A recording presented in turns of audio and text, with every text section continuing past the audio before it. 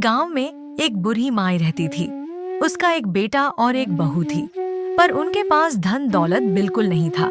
गरीबी में दिन काट रहे थे और ऊपर से बहू के भी कोई संतान नहीं थी।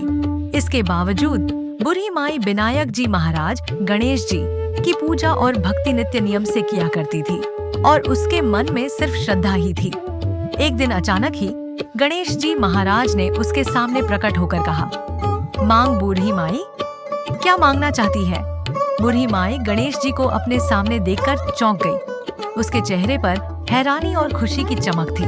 धीरे से बोली, हे विनायक जी, मैं तो गरीब हूँ, मुझे क्या मांगना चाहिए यही नहीं समझ आ रहा है।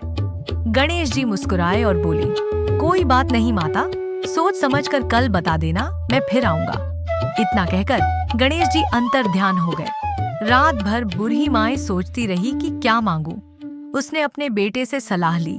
बेटा बोला, माँ कुछ पैसे मांग लो, गरीबी में जी नहीं पा रहे हैं।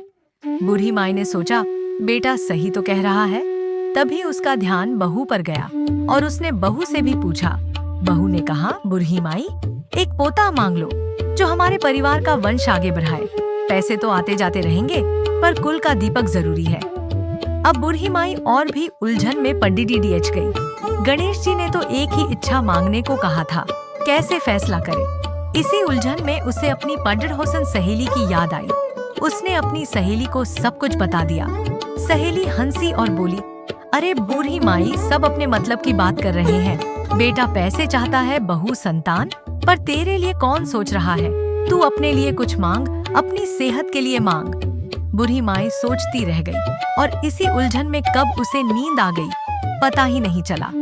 अगले दिन जैसे ही उसकी आंख खुली, गणेश जी उसके सामने खड़े मुस्कुरा रहे थे। गणेश जी बोले, मैं माता, मैंने कहा था कि मैं वापस आऊंगा, बताओ क्या मांगना चाहती हो? बूढ़ी माई अब समझ चुकी थी।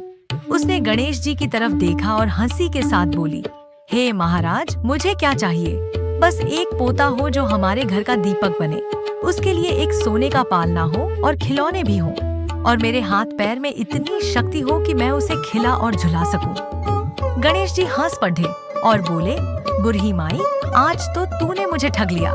तेरी इस एक इच्छा में तेरे सभी अरमान पूरे हो गए। गणेश जी मुस्कुराए और बोले, तथास्तु, और अंतर ध्यान हो गए। इस तरह बूढ़ी माई की चालाकी से उसकी सभी इच्छाएं पूरी हो गई। बोलो गणेश जी महाराज की जय।